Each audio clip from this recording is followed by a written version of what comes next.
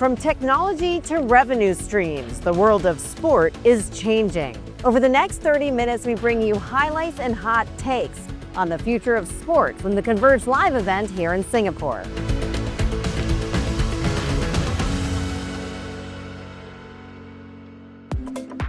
David Faber was joined on stage by Scott O'Neill, the recently appointed CEO of LIV Golf, which launched in 2022 with a mission to modernize the sport.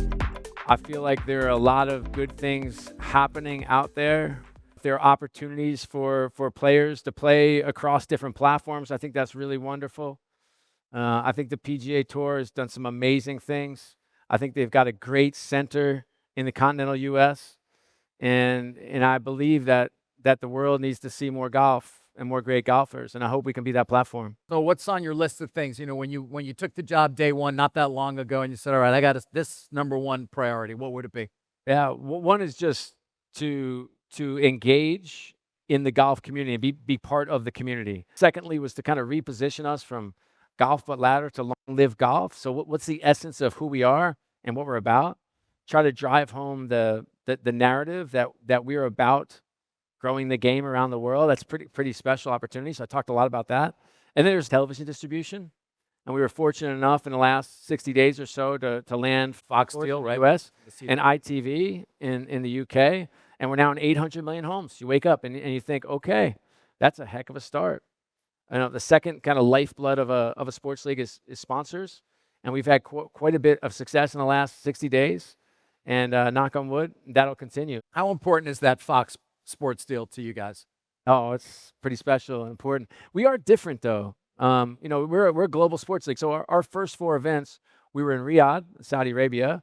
Then we went over to Adelaide, Australia, and then most recently in Hong Kong. And now we're in Singapore. We're getting quite a few viewers in the time zones we are. And so I think over time, this notion of being the F1 of golf is one I like a lot. But you're not reinventing the game. I mean, that remains the same. 54 holes, I guess, instead of 72. But well, there are some things we're changing quite a bit. We have a shotgun start, which for those who aren't golf fans, that means that everybody starts to play at the same time. And why that matters, at least from our players' perspective, is one, pace of play has been an issue with golf for 20 years, 30 years, 40 years. And our events last 4 hours, and in Hong Kong, are 4 hours and 17 minutes for a round, which was fantastic. The second thing it does, probably more importantly, especially when you get into some of the different climates that we play in, is it normalizes the competition. So if you were to play in wind and rain and you happen to get a morning tee time and it was beautiful and sunny, you're at a disadvantage to those who get an afternoon tee time. So we really truly believe that shotgun start is a transformational shift and move for golf to equalize the competition and also to move the pace of play along. The golf is who we are, but it's really about the festival around golf that makes us different. You know, you won't find a lot of signs that say shh. It's quite the opposite. We have a DJ playing during the events. We have music throughout. Our players on holes 1 and 10 actually have walk-up songs like you might find in baseball. It's fun. We also have concerts after the events. In Miami, we have a music festival, an art festival, and a food festival going on. And so it's something for everyone. And how that manifests itself is that 30% of our attendees, believe it or not, have never been to a golf event before. Our average attendee is 15 years younger than a competitive golf tournament age set might be. And so in terms of reaching a new audience, introducing more people to the game, I think we're a pretty interesting study. Also at CONVERGE Live was former Olympic champion athlete and CEO and commissioner of Grand Slam Track, Michael Johnson, who sat down with Tanya Breyer. During my time as an athlete in this sport, I witnessed just how our sport is the most popular sport on the planet every 4 years during the Olympics, but then it falls off significantly in the years in between, despite the fact that this is a sport that everybody knows. It's the oldest sport in the world. It's a great spectator sport, simple to follow, and but we just have never commercialized the sport and marketed the sport outside of the Olympics in a proper way to capture that same sort of excitement that you get every 4 years. A lot of that has to do with the fact that this sport it's been left to the federations, the governing bodies, who are great at rules and governance. That's what they're purpose built for.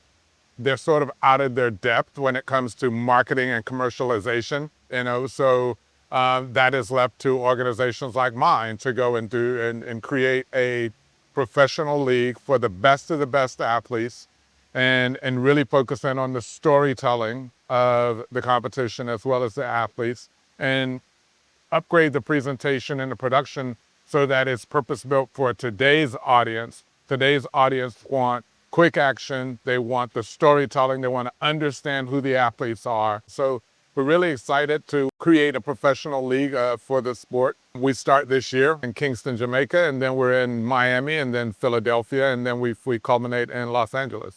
Do you think this is a start of a revolution? Have you started something here? This sport has been extremely difficult for fans to find because it hasn't had the best broadcast deals. I'm very proud that we will be on Peacock on NBC and the CW in the US. We're on Eurosport and Pan Europe, BN Sports and MENA. So we will be televised in over 100 countries with Grand Slam track.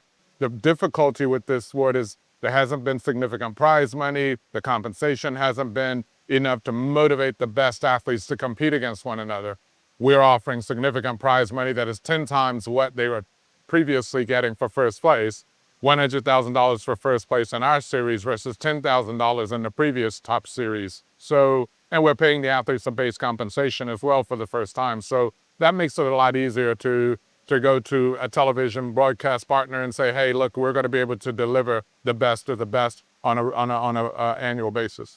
What do you think, Michael, about technology advancement in general in sports for athletes? What does it take now to be a successful champion? Do you need a team of scientists? Do you need AI? This is exactly what we were working on, helping athletes and teams to better, optimize the talent that they have. So you have technology that is now allowing coaches to mitigate injury, understand the risk of injury and reduce the risk of injury.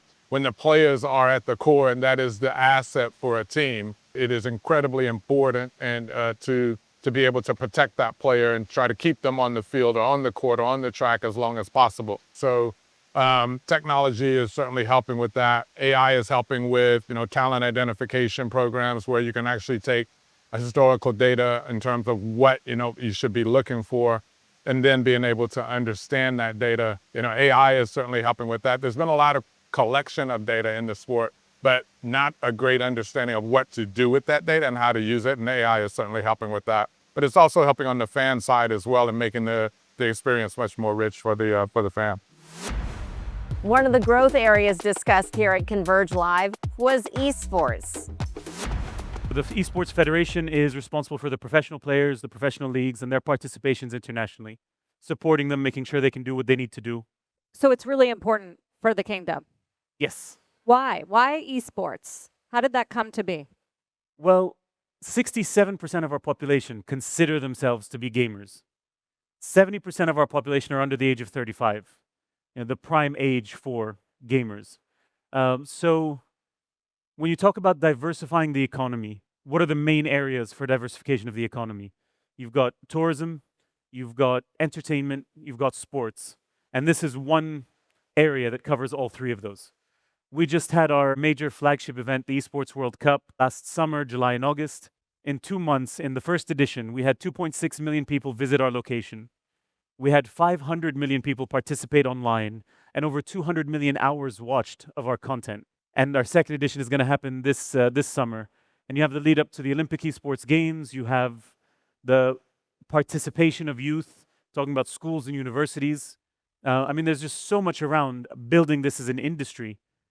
And really, esports for us is a gateway to building the greater gaming industry, which is what we're looking at over the long term. So, and it's all part of the bigger effort to diversify the economy, Vision 2030, right?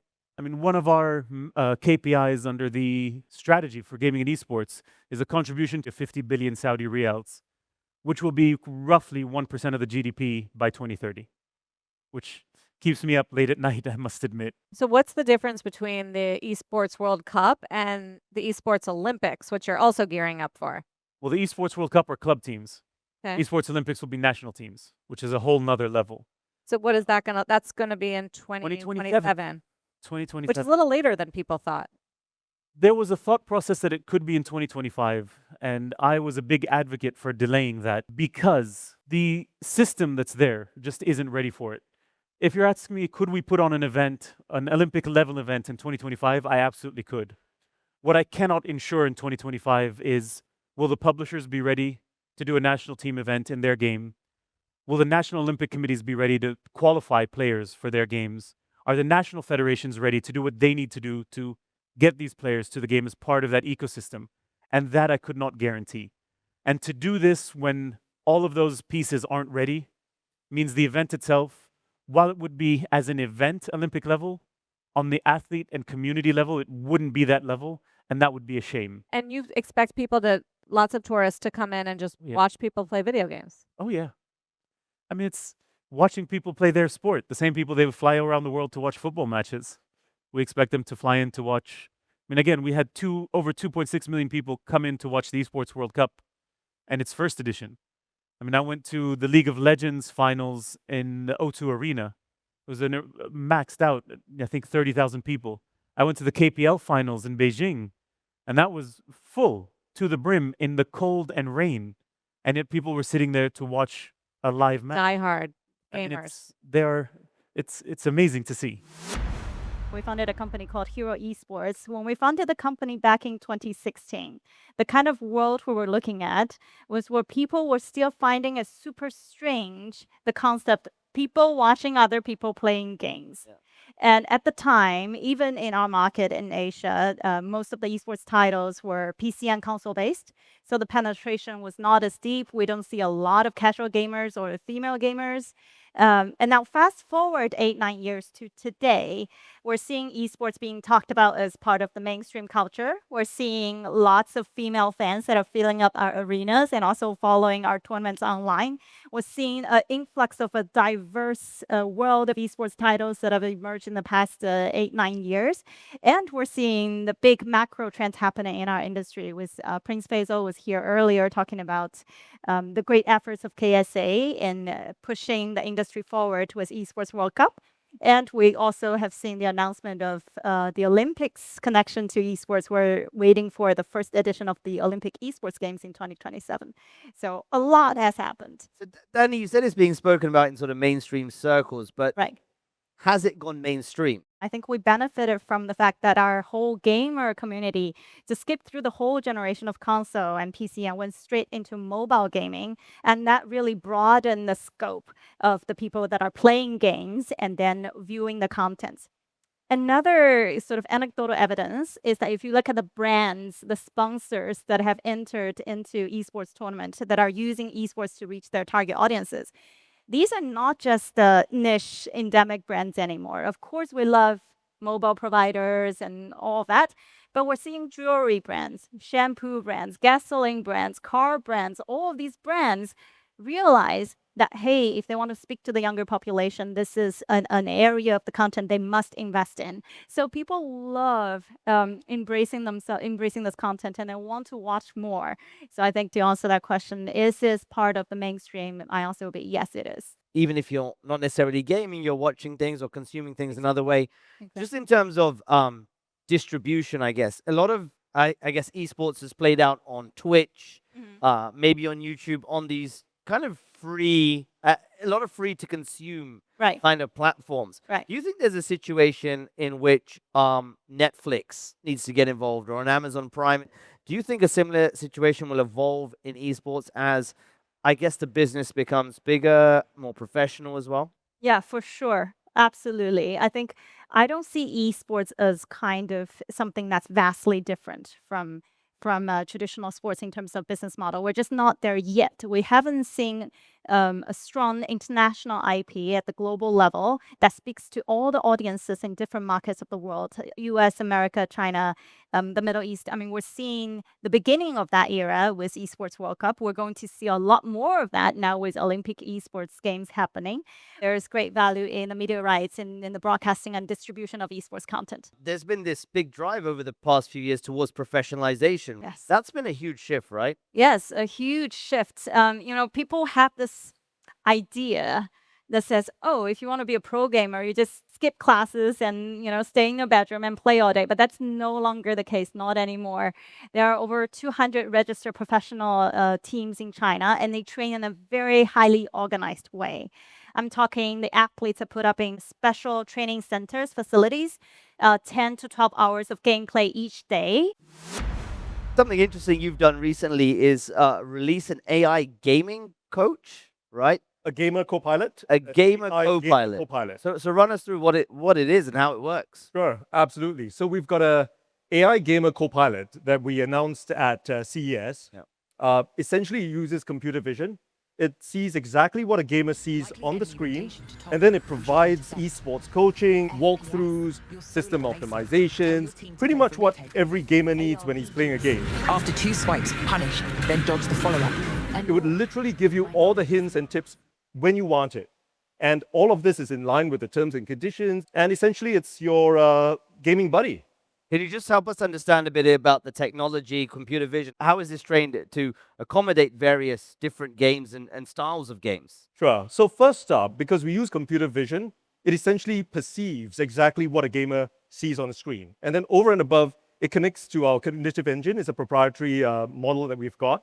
And we've trained it with all the data that we've got, that we've collated over the years for gameplay data, so on and so forth. And we also buttress that and reinforce that with event data from the game itself. So oftentimes some of these games have event data that comes across, and we kind of put that all together, and then it processes it in a kind of specialized LLM fashion. And then it provides that text-to-speech feedback across to the gamer.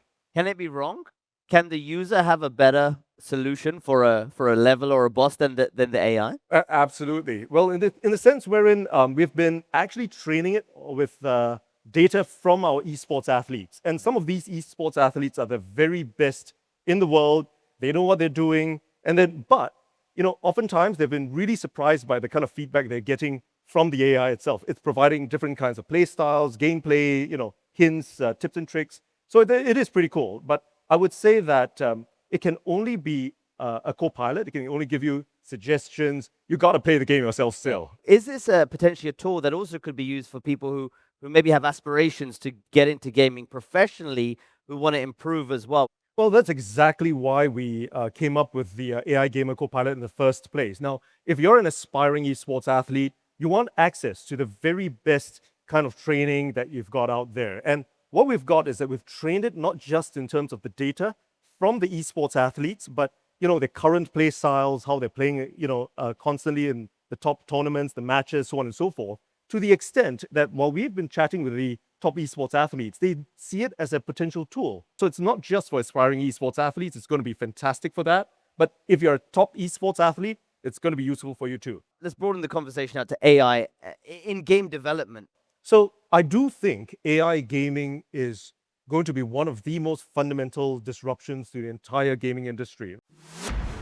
Among the talking points was the convergence of innovation and investment in sports. I was joined on stage by Hua-Feng Tay, co-founder and group president of martial arts organization One, and Deborah May, partner and co-founder of merchant bank Rain, which invests in high-growth sectors including technology and media. We've seen gambling increasingly become legal across states in the U.S. and have a really big impact on engagement with sports, including the NFL. In the U.S., we invested in a company called DraftKings a number of years ago, maybe 2015 or so. At the time, it was about fantasy sports. So the gamification and the idea of a second screen around the consumption of sports. Like, what do you do while you're watching sports? Not everybody likes the lean back experience. People like to lean forward and engage, hence fantasy sports. The hope or view was there was going to be legalization of sports betting in the United States. It did happen in 2018, and we felt we were well positioned being with DraftKings there. What's happened with obviously the advent of internet is fans today can get directly to an athlete. You can watch what they're doing. You can view them. Now, obviously, athletes that make the effort to promote themselves, to open up their lives to their fans, will benefit right from this trend. You can go straight to their podcasts, straight to their Instagram page. You can interact with them, right? So athletes today are not just sportsmen and sportswomen. They are influencers and they are cultural phenomena right, in and of themselves. Before we wrap it up, I'd love to get final thoughts on what the technology trends are beyond mobile first, beyond the shift to streaming that you believe are going to continue to be the cutting edge here and we may see more of around the world as well. So from this part of the world, I think you're seeing some interesting, to your point around AI early. Actually, cricket in India has done some interesting things. One around performance, right? In terms of watching, different people's performance and helping them improve kind of the over under around that. So there's performance based. I think again we're early days in this, but also you were talking earlier about how the personalization of the content you look at. Right now, what you have is you can put cameras all over the pitch, and then the AI allows you to see what you care about. So if you care about this particular player, you care more about that team, it personalizes what you see. To be fair, it's early days. Again, we're starting to see this more in India. I suspect Australia actually might be a big market as well. But I think that's an interesting tech trend coming out. The nice thing about being upstream, i.e. being a sports league, is that sports leagues tend to survive all technological disruptions. We've gone from free-to-air TV to cable. Cable is streaming, there's gaming, there's betting, there's all sorts of things now. But the NBA is still the NBA. One championship is still one championship. The NFL is still the NFL. We're in an evergreen business, and that's great. David Faber sat down with Alibaba Group Chairman Joe Tsai, who's invested in a number of sports teams across the NBA, WNBA, and NFL leagues. I have a passion for sports. That's why I invested in these teams. Now, I have a few principles when I do make these investments. Those are sort of, financial, commercial principles. Number one, I want to invest in a league where the best players in the world play. So if you look at the NBA, the NFL, around the world, the best players play. It's different in soccer. The best players are playing in Europe. And I don't want to touch European soccer because they don't have salary cap, and it's a very, very different system, right? And you're also competing with sovereigns when you get into that. Best players around the world come play in the league. And the second thing is you look at the media value. So you really need to pay attention to audience, either online, streaming. I think the world is moving towards streaming. But still, linear TV is still quite important. So the NBA just, completed a massive deal, 11-year deal with a number of broadcasters. The other thing about American sports leagues is it's kind of like a socialist system. Doesn't matter whether you win or lose, and whether you win a championship or not, the sharing of economics is actually quite fair. So, for example, TV revenues are shared evenly among 30 NBA teams, equally. You still see opportunity, though, in terms of buying sports franchises now? I mean, you bought the Brooklyn Nets in what, 2016, 17, somewhere in there? 17. And obviously, it's done quite well, I would assume, in terms of the overall asset value. But is the same opportunity there, or where are you, if you were to look? I mean, is it lacrosse? Is it emerging sports? How do you view it at this point? I would continue to look at these first-tier sports. I know they seem to be very expensive. I think the latest NFL team just traded for something like somewhere between $7 to $8 billion of enterprise value. The NBA team, average NBA team is like $4+ billion enterprise value now. They all look expensive, but then again, as long as you can grow the fan base, you grow the viewership on television, on streaming. These are global audiences. Joe, we're out of time. Certainly appreciate all the time you gave us. Thank you so much. Thank you.